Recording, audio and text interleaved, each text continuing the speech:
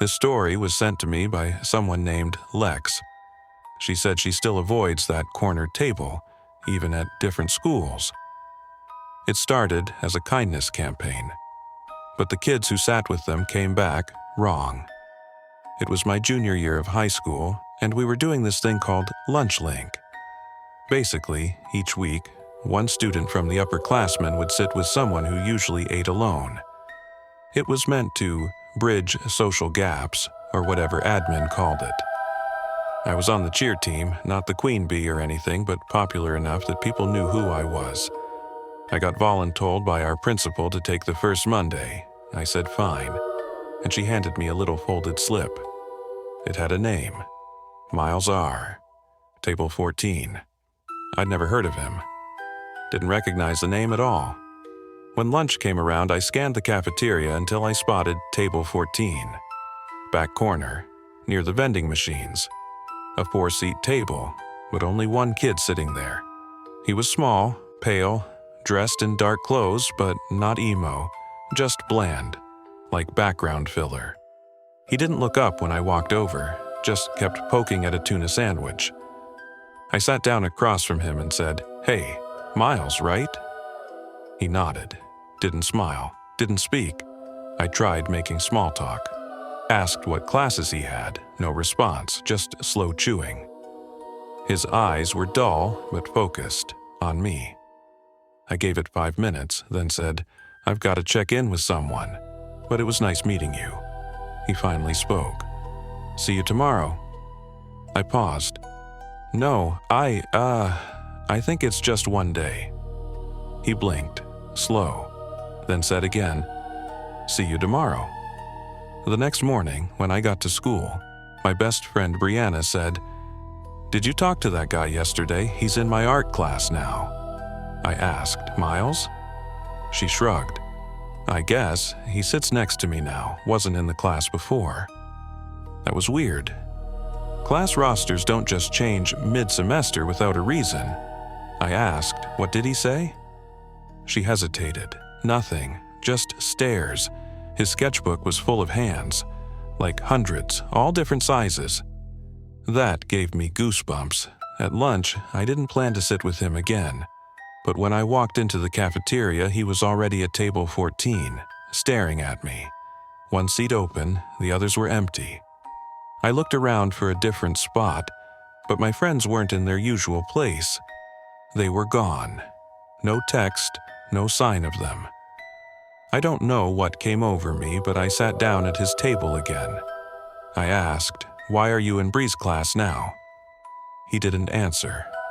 But after lunch, I found a piece of paper slipped into my locker. No name, no handwriting, just a list of names. Mine, Brianna's, 3 other kids, all in neat rows. The header said, "They sat with us." By Friday, the change was obvious. Brianna didn't look like herself anymore. Her voice was flatter. Her hair was tied in the same strange low bun Miles wore. She walked slower, blinking less. And the other kids from the list? Same thing. They'd become quiet. Still. The way they moved, it was like puppets being pulled by the same invisible string. And at lunch, they were all sitting at table 14. I refused to go. That Monday, I brought my lunch to the library. But around 4th period, I got called to the office. The secretary smiled and said, "You've been reassigned to cafeteria support, starting today." "What's that?" She handed me a red lanyard. Table monitor, table 14. That lunch, I tried to ignore the stares. Miles was there, so was Bree, and 2 others I used to know. They didn't talk, didn't eat, just watched me as I approached. I said, "I'm not here to sit, just to check." No one replied. I turned to leave, and Miles grabbed my wrist. Cold fingers. Too cold for a cafeteria.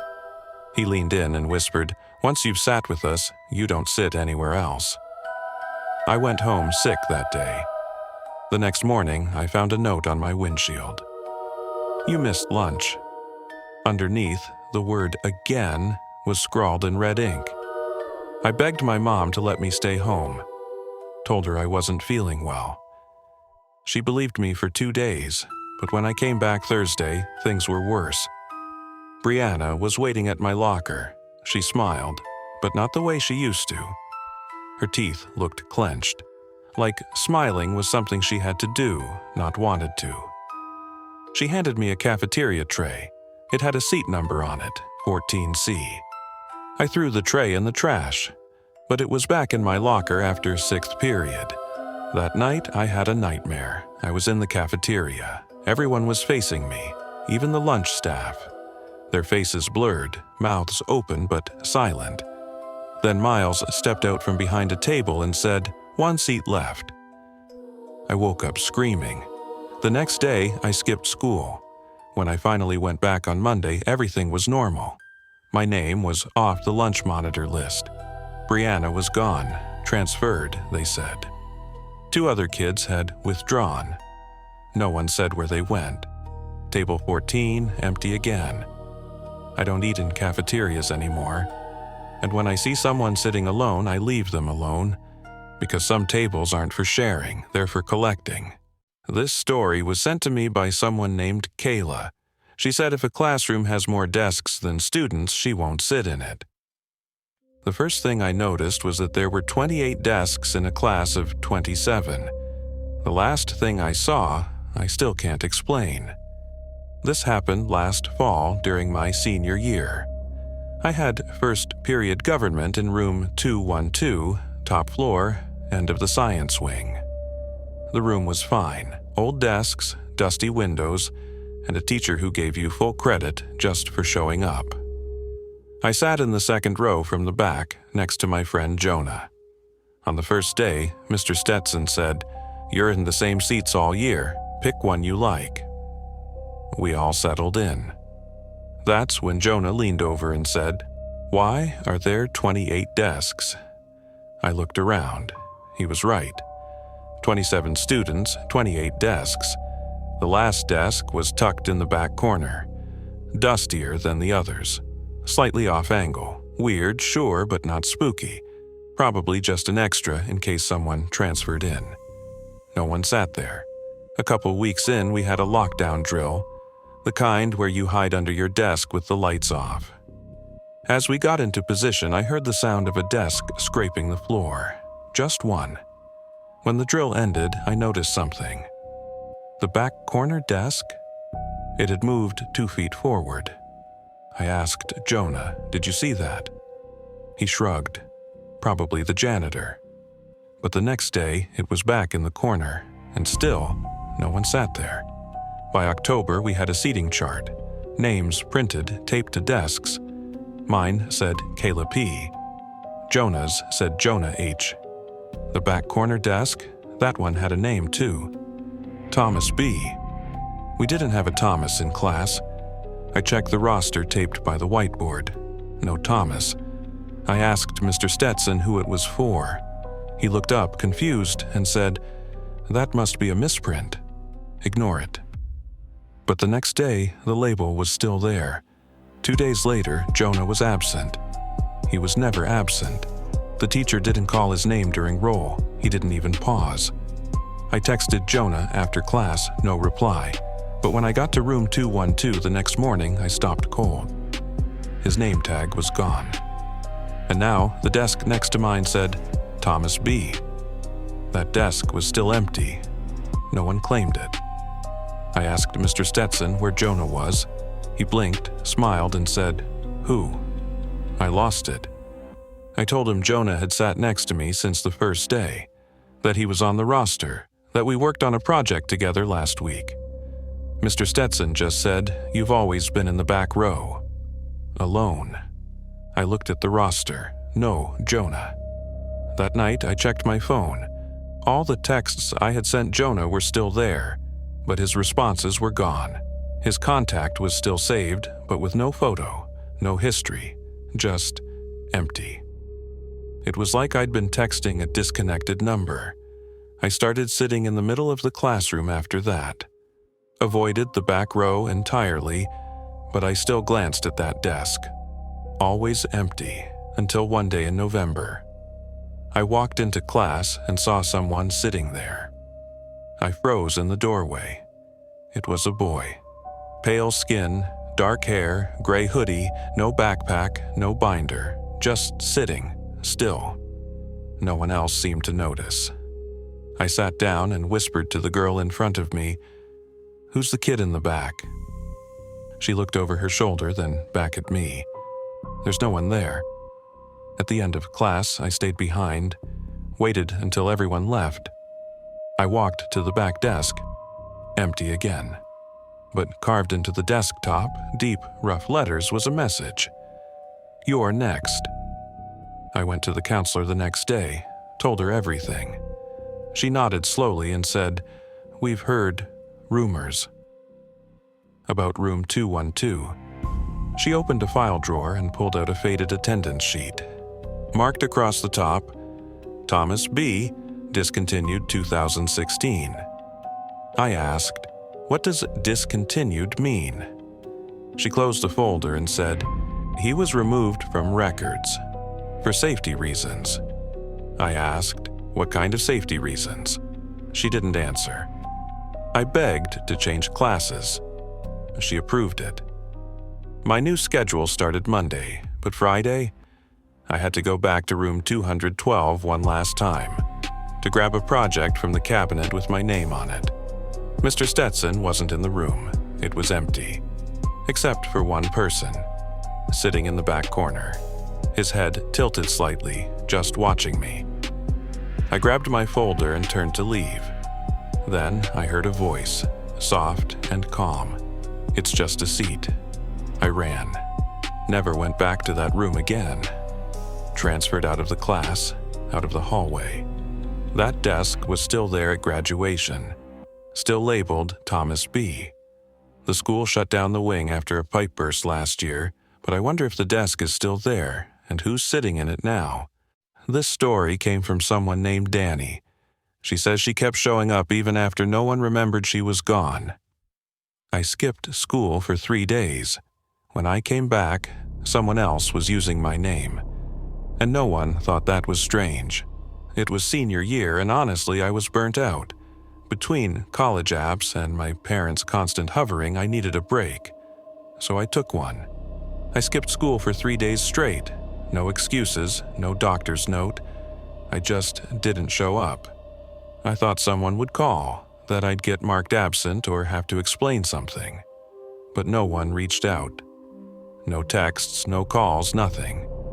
When I walked back into school on Thursday, things already felt off. My locker was empty, not vandalized, not broken into. Empty. Everything inside was gone. Books, jacket, even the photo strip of me and Emily from freshman year. The little magnet that said, "Not today, Satan," was still there, but nothing else. I figured maybe the janitors cleaned it by mistake, or someone messed with it as a joke. But that wasn't it. I went to first period English and sat in my usual seat, back row, second from the right. That's when I saw her. A girl sitting there, in my seat, wearing a hoodie just like mine. Same initials embroidered on the sleeve, DC. I stood there, confused. She looked up at me, blinked, then looked away. The teacher, Mr. Rudd, glanced up from the board and said, "Can I help you?" I'm Danny," I said. "This is my seat." He frowned. "No, that's Daniela's seat." I laughed awkwardly. "That's me. Danny, short for Daniela." He stared at me like I was messing with him. "She's been here all week," he said, nodding at the girl in my seat. "If you're a new transfer, we'll get you on the roster." I thought it was a prank. Until I saw the attendance sheet, there was a Daniela C listed, but it wasn't my handwriting. And the photo stapled to the corner, not me. Close, but not me. Like someone tried to match my look from memory and got it just slightly wrong. I went to the front office, ready to clear it up. The receptionist smiled like I was just another kid skipping homeroom. "Name?" she asked. "Danny Cortez?" She typed, waited, then shook her head. You're not in the system. Are you shadowing someone? My stomach dropped. I've been here since freshman year, I said. Honor roll, volleyball team, art club. Check my transcripts. She looked confused, then pointed toward a counselor's office. Why don't you go talk to Ms. Vaughn? Ms. Vaughn remembered me, sort of. She squinted when I walked in. Have we met? You signed my early action paperwork for Brown. She blinked. I don't remember that. And you're not in our database anymore. I pulled out my student ID card, showed her my photo, my number.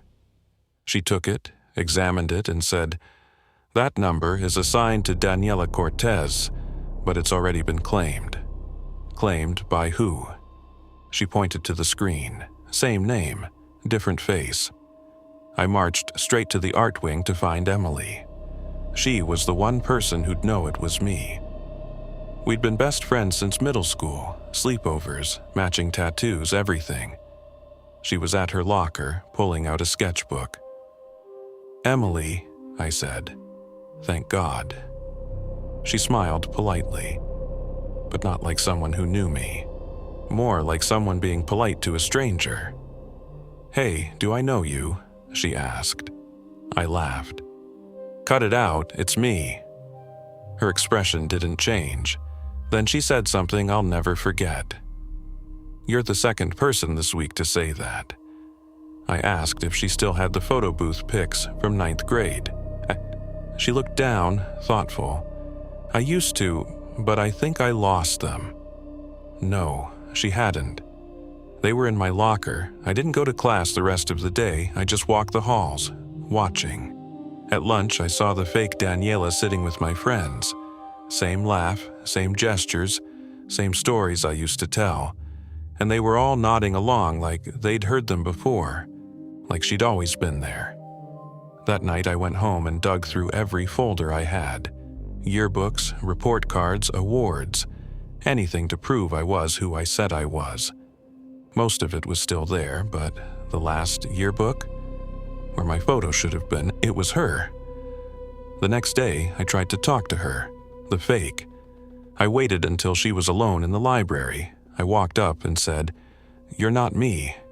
She looked up, smiled softly, then whispered, You left. My throat tightened. She slid something across the table, a torn piece of notebook paper, in my handwriting. 3 words.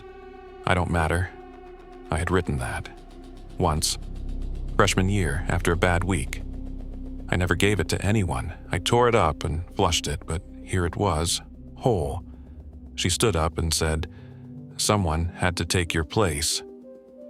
Then walked away. I dropped out of school that week. No one called, no one asked why. It was like I never existed. I still live in the same town. Sometimes I see her walking out of the grocery store, wearing my jacket, waving at people I used to know. They wave back. I used to think I'd fight to prove I was real. Now, I'm just trying to remember who I used to be, before someone else got better at being me.